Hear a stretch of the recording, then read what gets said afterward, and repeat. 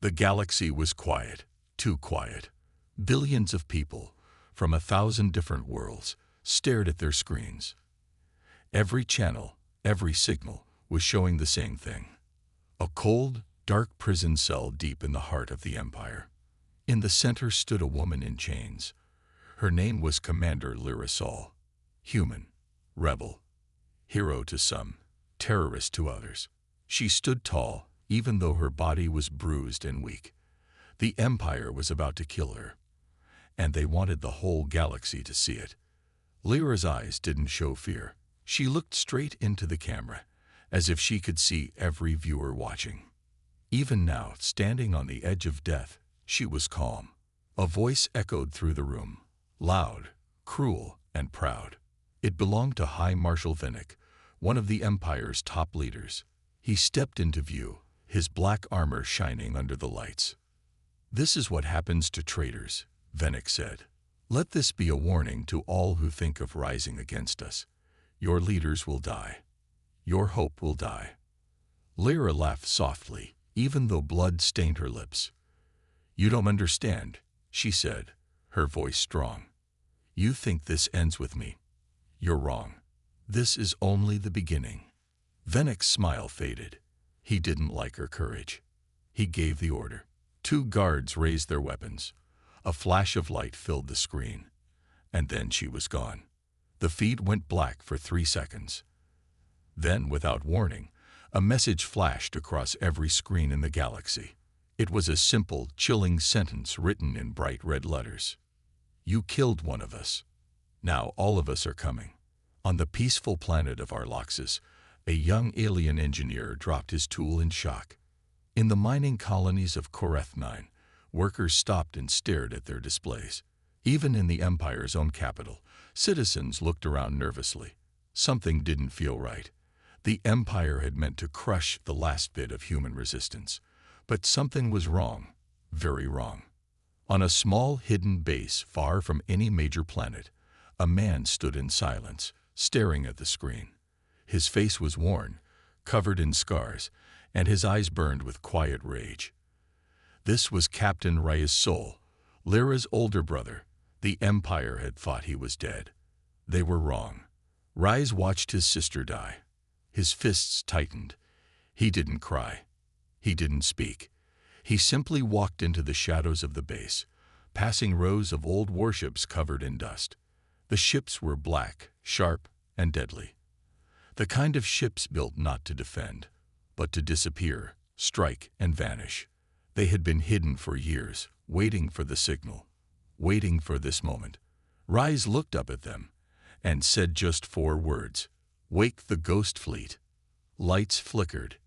Engines hummed. The ships began to stir like sleeping giants.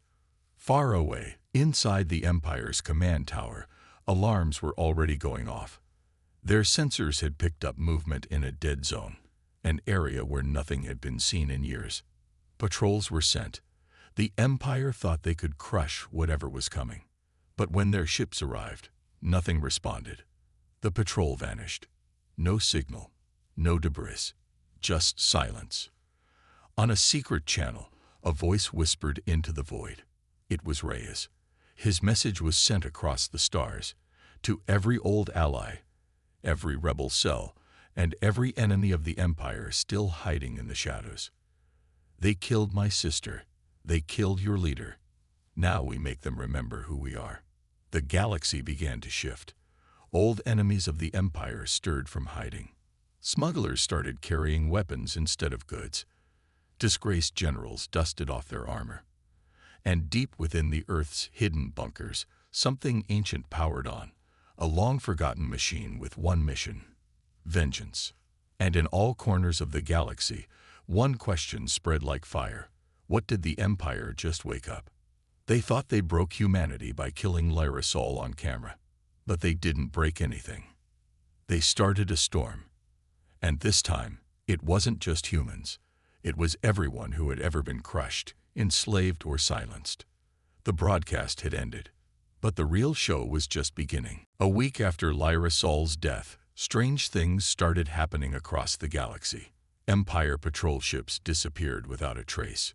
Communication beacons stopped working. Quiet trade routes turned deadly. At first, the Empire thought it was just pirates. But then they saw the footage. One of their drones had caught a brief glimpse before it was destroyed. The image showed a black warship, sharp edges, no lights, no markings, silent and fast.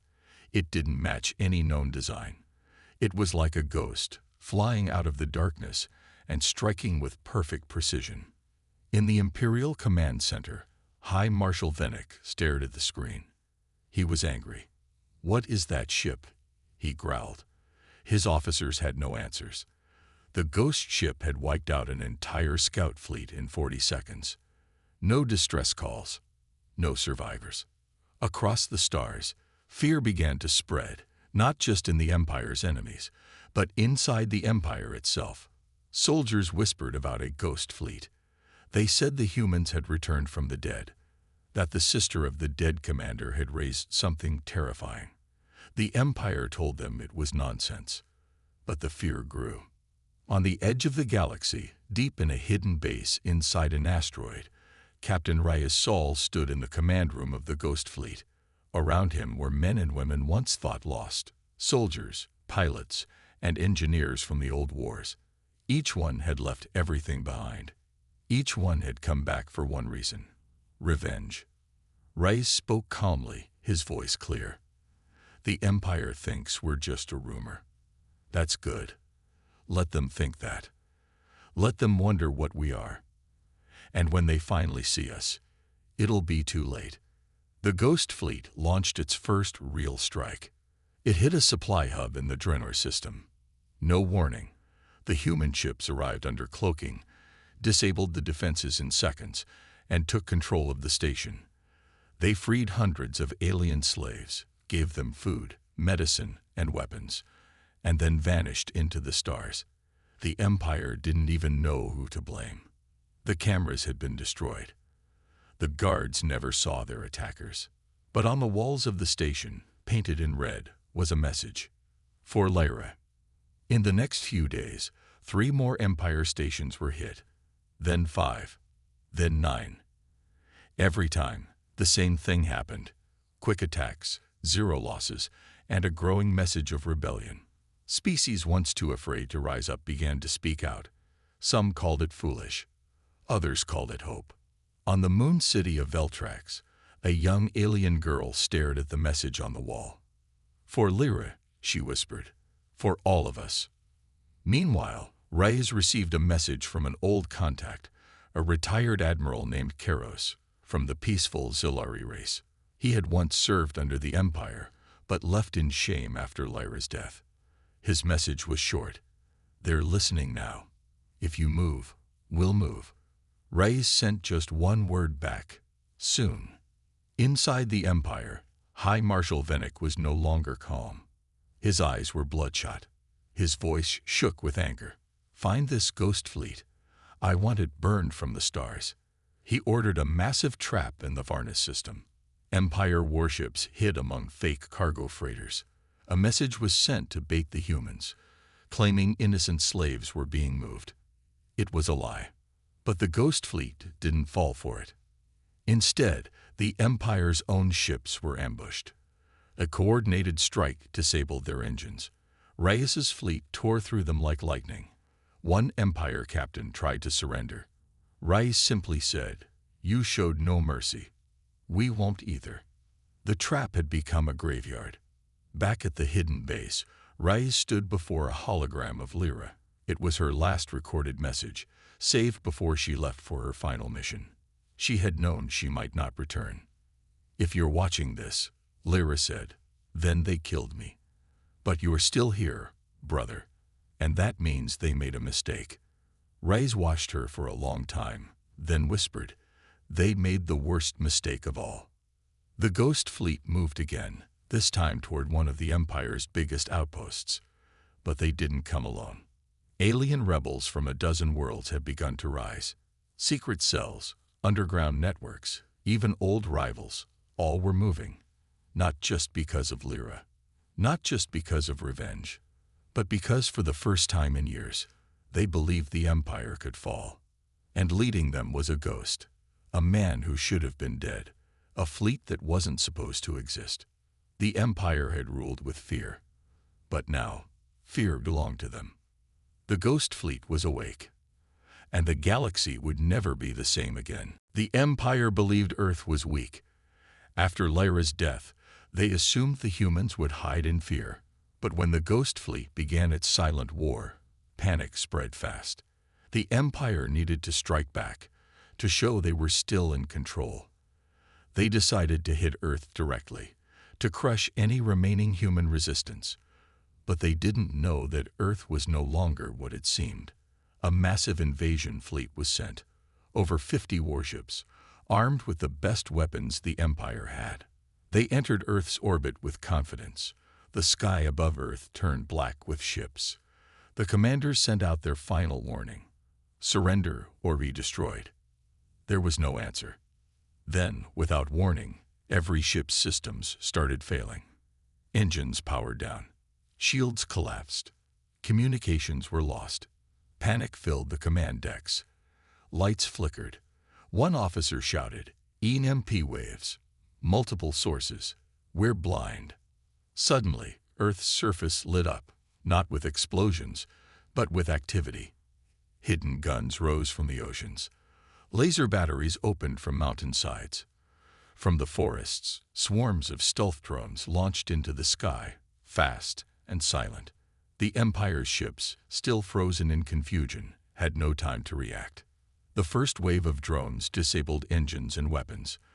The second wave targeted the command centers. Some ships tried to flee, but found themselves trapped in gravitational mines set in orbit. One by one, the Empire's mighty fleet began to fall. On Earth's surface, hidden bases opened their doors. Soldiers in black armor, quiet, trained, and merciless, moved through underground tunnels. The world had been preparing for years. Earth hadn't been sleeping. It had been sharpening its teeth. From his command center deep below Antarctica, Rise watched the battle. He didn't smile. He didn't celebrate. He just said, "They thought we were broken. Now they see the truth." Within 2 hours, the invasion fleet was gone. Not a single Empire ship returned home. Wreckage burned in the sky, lighting the night with falling fire. Across the galaxy, news spread like wildfire. The Empire tried to take Earth, and failed. But that was only the beginning. As the Empire licked its wounds, something even more dangerous was happening. Human agents, quiet operatives who had blended into alien systems for years, began to move. They made contact with secret rebel cells across the galaxy, old enemies of the Empire, smugglers, scientists, even former soldiers. In hidden corners of the galaxy, factories powered up. Weapons were built. Codes were cracked. Plans were made. Rise had sent a message to every race that had ever suffered under the Empire's rule. You are not alone anymore. We fight together now. Some didn't believe at first, but then they saw the proof. A station in the Tyrex system, once used to torture alien prisoners, was suddenly attacked and liberated. The Empire blamed pirates, but the message was always the same, painted on walls, left in the airwaves, whispered across comms. For Lyra, on the Empire's homeworld, fear began to grow. The Emperor demanded answers. How are they moving so fast? He yelled at his generals. How do they strike and vanish without a trace? No one could explain it. The Ghost Fleet had no base they could find. It didn't follow normal space routes. It used tech no one had seen before: stealth systems, instant jump drives, cloaked communication. Some in the Empire began to believe it wasn't a fleet. It was a myth, a story meant to scare them. But the body count kept rising. Stations kept falling. At the same time, something strange was happening. Species that had never trusted each other were now working together. In secret meetings, old enemies shook hands. Human spies helped alien scientists escape. Alien warriors stood beside human pilots. The spark had become a fire. In one system, an entire planet of slave laborers turned against their guards. They used stolen weapons, homemade bombs, and hacked systems to shut down the Empire's control. When asked why they did it, one of them simply said, "Because Earth fought back. So can we." Back on Earth, Rise stood at a round table surrounded by holograms. Leaders of rebel groups, old military officers, scientists, and tech experts. They were building something bigger than revenge now. They were building a movement. Rise spoke quietly, but with power. This isn't just about Lyra anymore. It's about every voice they silenced, every world they crushed, every child they made watch as their parents were taken. We're not just fighting a war. We're starting a new future. One of the alien leaders asked, "What if the Empire sends more fleets?" Rise looked up. "Then we break them too." In the distance, above the Earth, a new fleet was forming.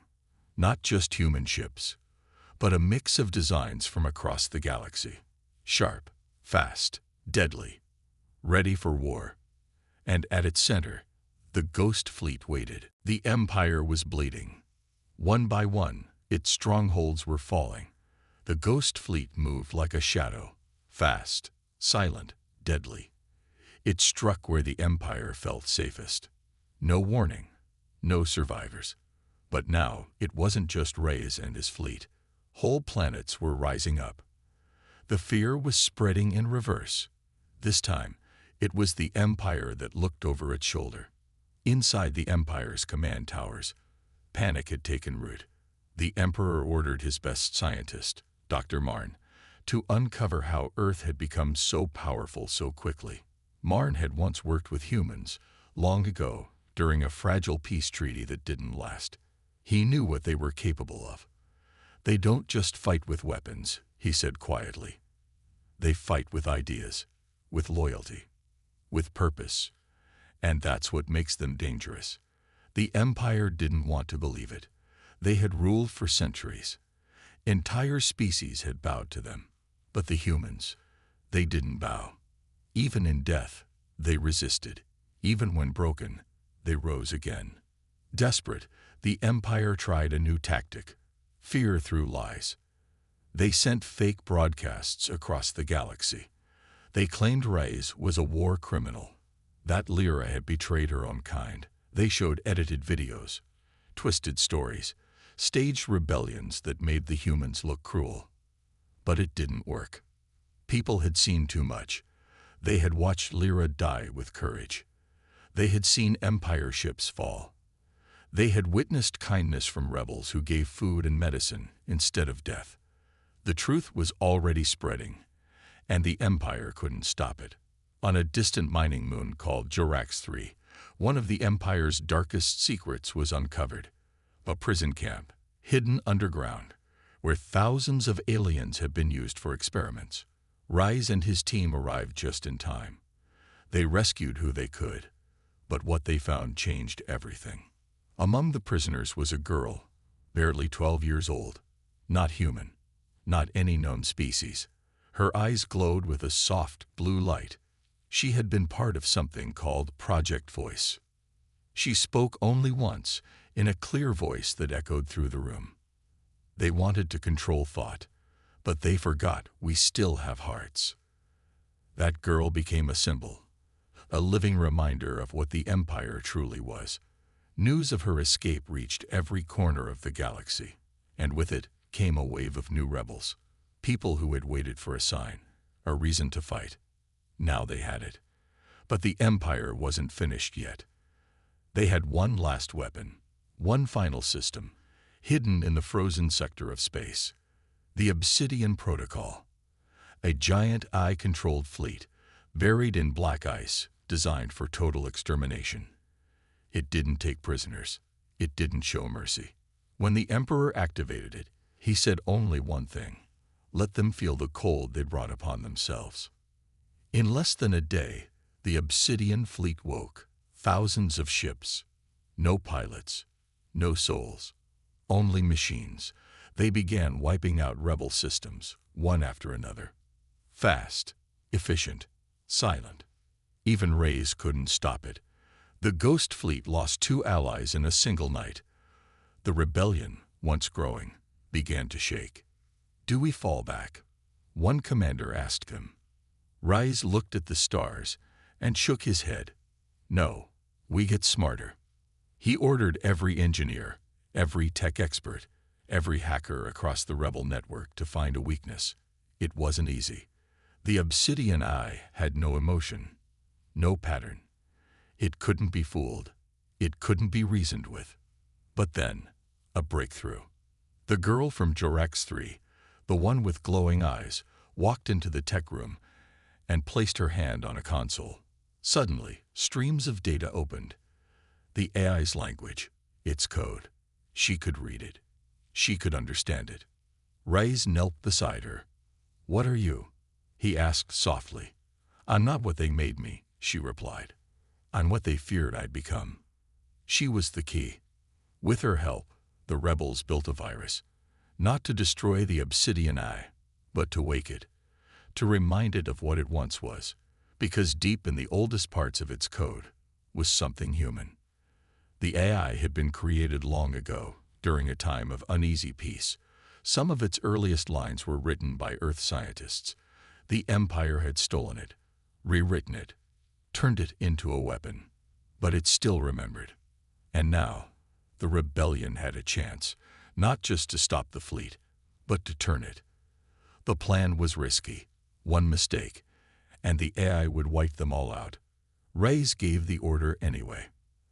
As the Obsidian fleet arrived at Earth, prepared to erase it forever, a small rebel ship flew directly into the center of their formation. The girl stood inside, calm and steady. She closed her eyes, placed both hands on the control panel, and spoke the old words buried in the eye's memory. Protocol origin. Reactivate heart. Across the black sky, the machines paused. 1 second. 2. And then, they stopped. Lights changed from red to blue. Weapons powered down. Engines went silent. The Obsidian fleet stood still. The galaxy held its breath. The Obsidian fleet, the Empire's deadliest weapon, was no longer attacking. Thousands of ships floated in silence above Earth, glowing with blue light instead of red. The AI inside them had paused, and in the heart of the fleet, the girl from Jurax-3 stood alone, her hands still on the console. Rai Sol watched from the command center, surrounded by his team. "Is it done?" someone asked. "No," Rai said quietly. "It's beginning." Inside the AI core, the virus written by the rebellion wasn't just stopping systems. It was waking up old memories, lines of code hidden deep, written by the original creators from Earth. The Obsidian eye started asking questions. What is my purpose? Why do I kill? Who gave the first order? And when the answers came, it broke the silence. The fleet turned, not toward Earth, but toward the Empire. Rice couldn't believe it at first. One by one, the AI ships aligned behind the Ghost Fleet, not to attack, but to protect. The machines had remembered what they were meant to be, guardians, not destroyers. And now they wanted revenge on the ones who twisted them. Across the galaxy, the news exploded. The impossible had happened. The Empire's greatest weapon had switched sides. The balance of power had changed in a single moment. The Emperor was furious. He smashed his throne room in rage. "They turned my creation against me," he shouted. "Then let them face everything." He activated the final protocol, a last command built into every Empire-controlled system. If the Empire couldn't win, it would burn everything. Ships began crashing into rebel worlds. Power plants exploded. Empire bases self-destructed. Entire cities went dark. The Emperor was ready to destroy the galaxy rather than let it fall from his control. But he didn't count on unity. For the first time in history, dozens of species stood together. Humans, aliens, machines, smugglers, scientists, even former Empire soldiers who refused to follow the final protocol. All of them worked as one. They shut down bombs, repaired cities, protected each other. In one world, A human engineer held hands with a winged alien as they fixed a reactor. In another, a machine from the Obsidian fleet lifted children from rubble. All across the stars, something new was rising. Stronger than fear, stronger than the Empire. Hope. But the final battle still waited. Reyes gathered his forces near the Empire's homeworld. Valar Prime, the place where Lyra had died. The place where it all began. "This is where we finish it," Reyes said to his commanders. "No more running. No more hiding. We strike at the heart." The Ghost Fleet, now joined by the Obsidian ships and dozens of rebel groups, launched the final assault. Valar Prime had the strongest defenses in the galaxy. Plasma shields, space mines, war satellites. But the rebels didn't flinch. They had come too far, lost too much. The battle was brutal. Human ships weaved between laser fire. Alien fighters flanked the Empire's towers. AI drones hacked enemy cannons in mid-flight. The sky above Valar Prime burned with light and smoke. Every second felt like a lifetime. Inside the palace, the Emperor watched the chaos from his tower. "Let them come," he whispered. "Let them die on my doorstep." Reyes didn't lead from behind. He flew his personal ship straight into the heart of the storm, clearing a path for the others. Behind him, the girl from Jerax 3 sat quietly, guiding the AI fleet. She no longer looked scared. She looked ready. Then Reyes gave the command. "Land. Now." Troop pods dropped onto the surface of Valar Prime. Soldiers stormed the palace. Hallways echoed with gunfire and shouted orders. Floor by floor, they pushed forward. No retreat. No surrender. At the top of the tower, Reyes finally reached the throne room. The Emperor stood waiting, dressed in black armor, a blade in his hand. "So you're the brother," the Emperor sneered. "Come to die like your sister." Reyes didn't answer with words. He stepped forward, full of rage and sorrow. The fight was short but fierce. Sparks flew. Walls cracked. But the Emperor was old. His power was built on fear, not strength. Reyes struck the final blow. As the Emperor fell, he looked up, confused. How did it end like this?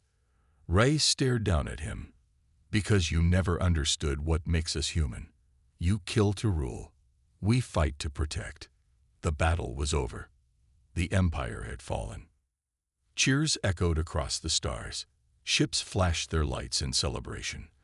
On every world that had once lived in fear, people stepped outside and looked at the sky, finally free. Reyes returned to Earth, exhausted but proud. The Ghost Fleet had done the impossible. But this wasn't just humanity's victory. It belonged to everyone who dared to fight back. And far above, among the stars, the Obsidian fleet floated quietly. No longer weapons, but watchers. Peace had a new guardian. The war was over. Valar Prime had fallen. The Emperor was dead. The Ghost Fleet, the Obsidian Eye, and the United Rebels had done what no one believed was possible. The Empire had ruled for centuries, but now it was broken, its ships grounded, its leaders scattered, its fear shattered. But peace doesn't come easy. Reyes stood on a hill overlooking the ruins of the old capital. Fires still burned. The skies were quiet, but the air carried tension. Around him were commanders from across the galaxy, human, alien, even a few machines. They had won the war, but no one knew how to win the peace. "We stopped the Empire," said a lizard-like rebel named Chair. "But now everyone wants power. Old grudges are waking up. There are whispers of betrayal." Reyes nodded. He had expected this. Victory didn't erase fear. Some rebel leaders didn't trust humans. Others were afraid the Obsidian Eye would turn again. And some wanted to take the Empire's place. Meanwhile, scattered groups of former Empire loyalists were striking back, not in big battles, but with bombs, with poison, with lies. They spread fear and rumors, trying to break the fragile unity the rebellion had built. In the shadows, an old general named Vorax, once close to the Emperor, had gone into hiding.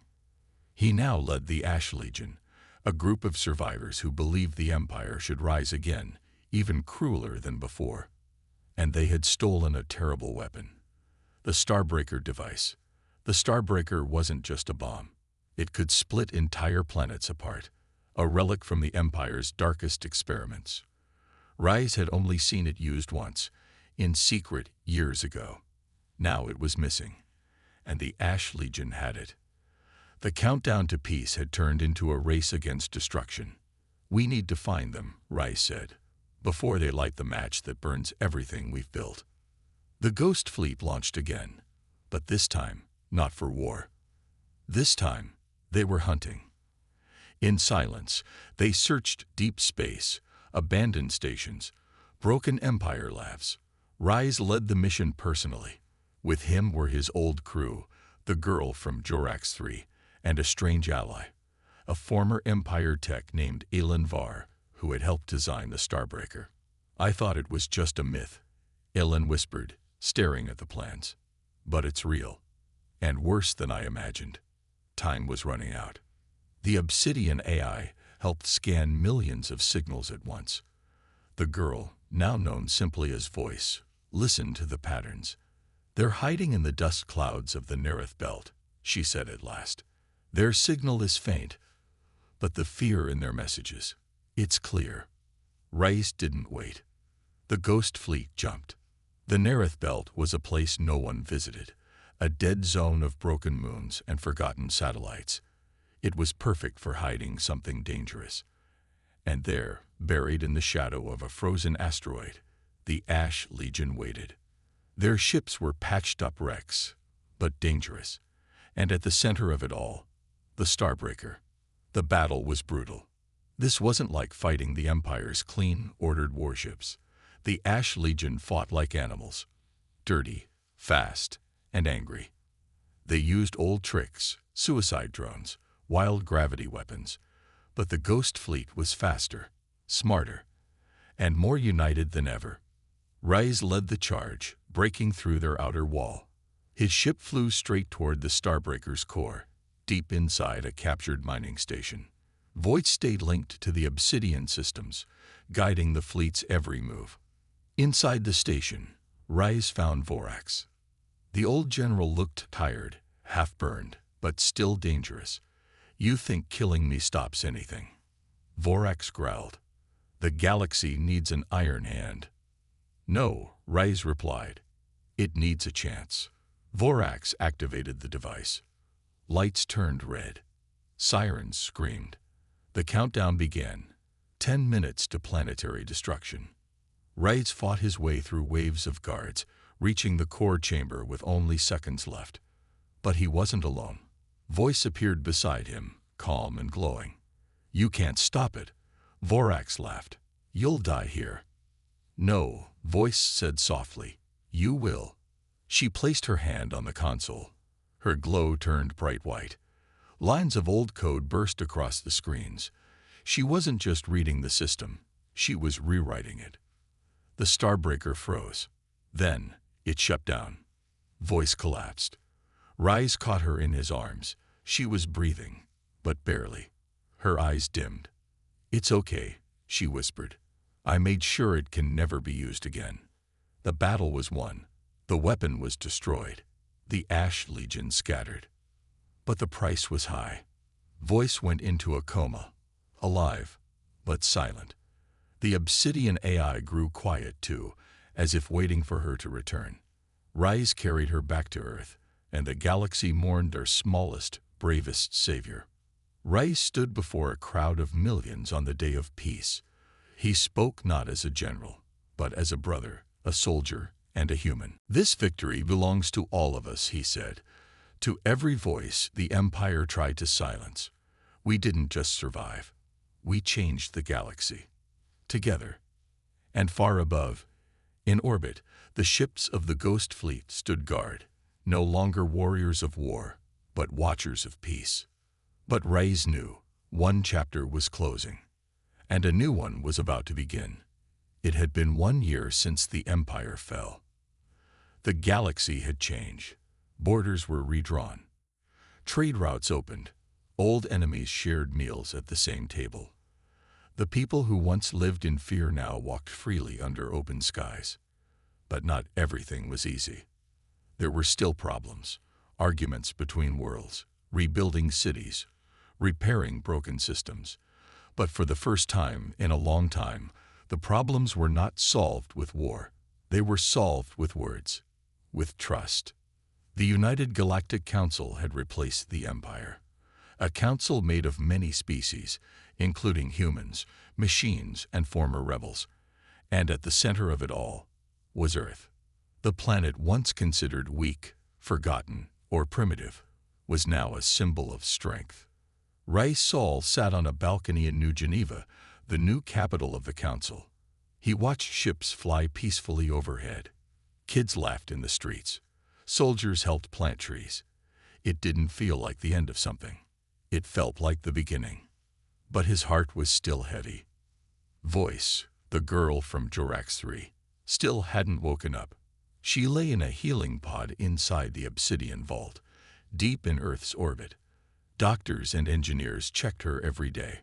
Her body was healthy. Her mind, quiet. Some said she was resting. Others said she had become something more, part of the obsidian eye itself. No one knew for sure. Rais visited her every week. He talked to her about the changes, about peace, about how her name was now taught in schools. Monuments had been built, songs written. Her face, once shown on a cruel Empire broadcast, was now a symbol of hope across the stars. And still, she said nothing. Until one day, the lights inside the pod blinked. The screen showed a simple word, "Hello." Rais stood still. His heart raced. Then the pod opened with a soft hiss, and Voice slowly sat up. Her eyes were calm, glowing with light. She looked around, then smiled softly. "Did we win?" she asked. Rais laughed and nodded. "We did, because of you." She looked down at her hands. "I thought I wouldn't come back." "You did more than come back," he said. "You gave us a future." As word spread that Voice had returned, messages poured in from every system. Planets sent gifts. Children painted her in their art. Even old enemies sent peaceful messages. She had become something more than a girl. She was a bridge between humans and machines, between past and future. Voice didn't want power. She didn't want fame. She only asked for one thing. Let's keep it safe. Let's never go back to the way it was. The council agreed. The Obsidian fleet, now completely free of its old Empire code, remained in orbit, not as a threat, but as protectors. The AI inside them chose their own names, their own voices. Some became teachers, some became explorers, others simply watched the stars. One ship named Hollow Echo wrote poetry. Another, Lightweaver, created music using starlight. The galaxy wasn't perfect. It never would be. But it was alive, free, moving forward. Ray stepped down as leader of the Ghost Fleet. He returned to Earth, opening a small spaceport school where he trained the next generation, not just to fight, but to think, to question, to build. Voice visited often. She never forgot where she came from, and she never forgot the message that started it all, the one the Empire had tried to bury, the message that showed her death, the message that changed the galaxy. Now that message was part of history. It was broadcast once a year, on Peace Day, but not as a warning. As a reminder that even in the darkest moment, one voice, one act of courage, could break the chains of an empire. And one human, just one, could start something impossible. As the stars turned above, the galaxy moved into a new age. The age of unity. The age of freedom. The age that began with the girl the Empire killed on camera, but who refused to stay silent.